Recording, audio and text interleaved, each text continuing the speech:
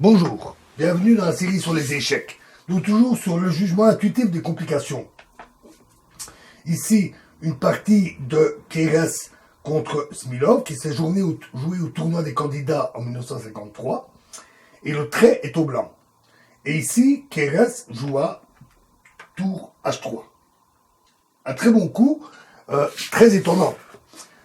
Après la partie, Smilov a commenté ce coup. Il a dit qu'il a réfléchi longtemps et qu'il était très tenté de prendre la tour, d'autant plus qu'il ne voyait pas de gain pour les Blancs.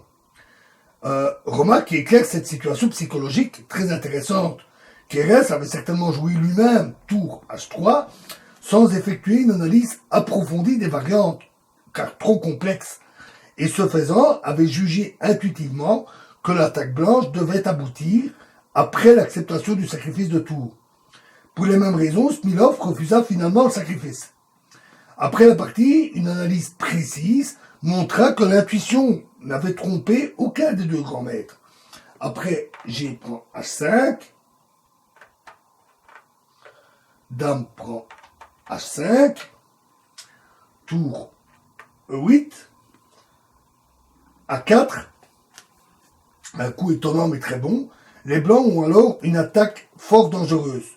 Par exemple, sur D prend C4, la menace est Dame prend H7, échec, Roi F8, Fou A3, d'où le A4 qui permet cette attaque, tour E7 et tour G3 avec gain de la Dame. Les Noirs ne peuvent pas se défendre contre le fou A3 que par Dame D6. Et donc sur quoi ne peuvent se défendre que par Dame D6. Donc voyons cette variante.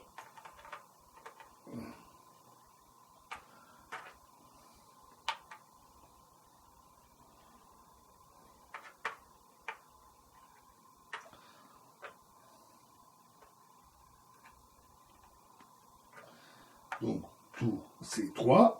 Donc pion prend la tour, Dame prend A5, tour E8 et D prend C4. Pardon, pas D prend C4.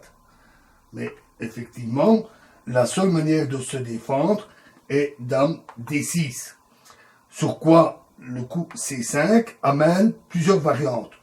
B prend C5, alors Dame H6, Fou G7, Dame prend H7, échec, Roi F8, et D prend C5 et gagne. Donc, revenons à nos positions.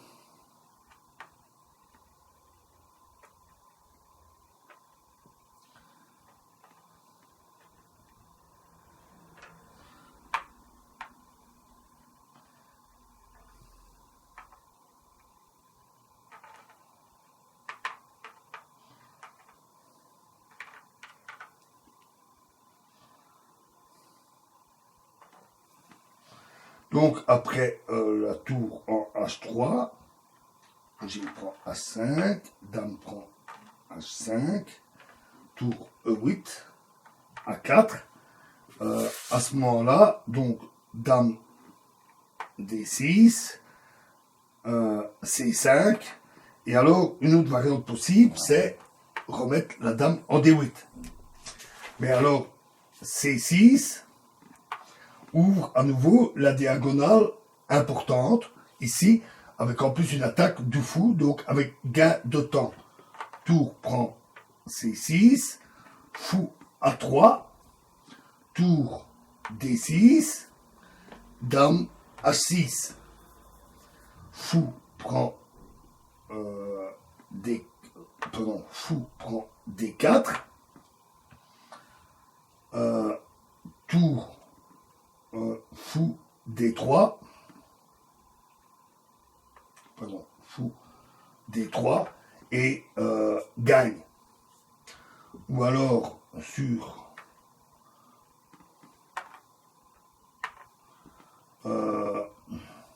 E5, alors dame prend H7, échec, roi F8, dame, j'ai oublié un coup,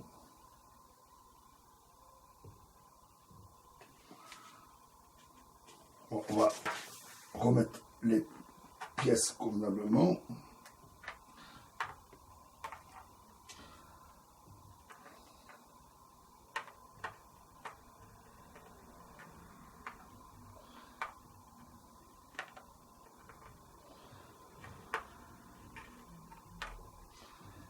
Donc, prêt, tour H, G prend H5, dame prend H5, tour E8, et ici, excusez-moi, j'ai oublié de remettre les pièces, dame D6, C5, j'ai oublié le A4 ici, dame D6, C5, dame D8, C6, tour prend C6, fou A3, tour D6, dame H6, donc on avait vu fou prend D4, ou alors E5, dame prend H7, échec, roi F8, dame H6, échec, roi E7, D prend E5, fou prend E5, tour E3, F6 et F4, le fou est cloué, c'est terminé pour les noirs. Il y a encore une variante.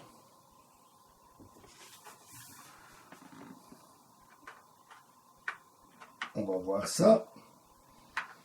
Donc on voit la complication, on comprend que Keres, ni Darius Milhaud n'ont pu calculer de tête pendant la partie toutes les variantes possibles.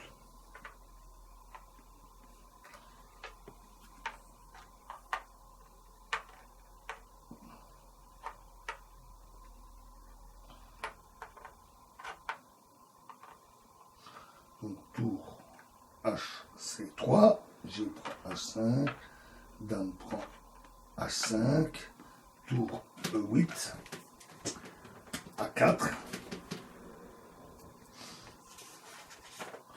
Donc une autre possibilité encore est dame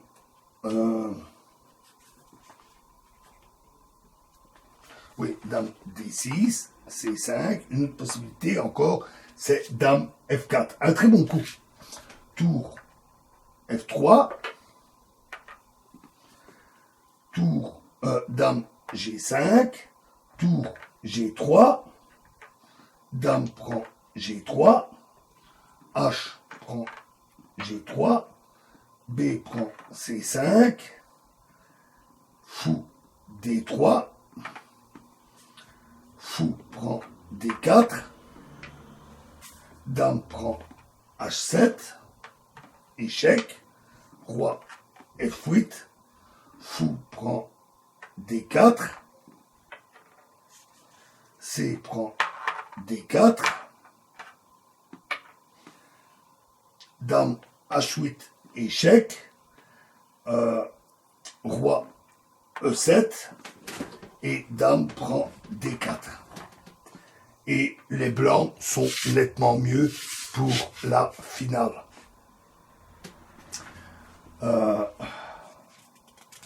Alors, revoyons ce qui s'est... Maintenant, voyons cette fois ce qui s'est joué dans la partie.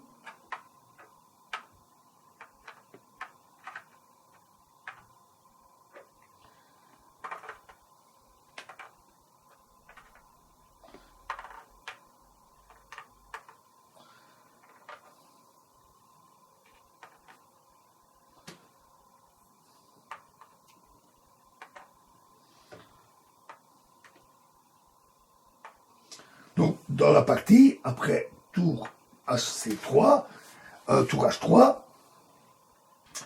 Smilov a préféré une défense plus active. D prend C4. Alors, c'est assez bon comme coup, en fait, hein, parce que les chances en C4 facilitent la défense noire.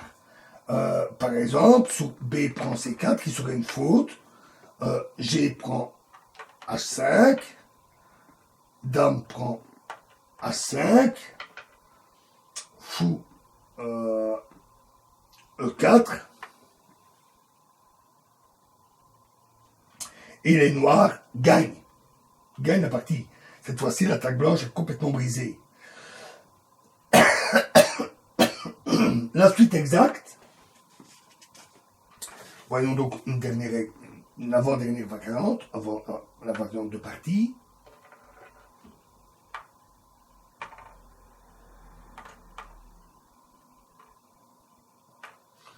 Donc, après tour HC3, D prend C4. La suite correcte, maintenant, aurait été Dame G4. Après C3, Fou prend C3, Tour prend C3, Tour prend C3, Dame prend D4, Dame prend D4, Fou prend D4, Tour C7, G prend A5, Tour prend B7, avec une finale qui tend plutôt vers la nullité. Mais, une fois de plus, on voit que l'attaquant renonce rarement à temps à son attaque quand elle a échoué. Keres a surestimé sa position. Donc, il avait bien intuité ce coup d'attaque, mais face à la bonne défense des Noirs, il n'a pas su abandonner à temps cette attaque pour s'orienter vers une variante plus sûre.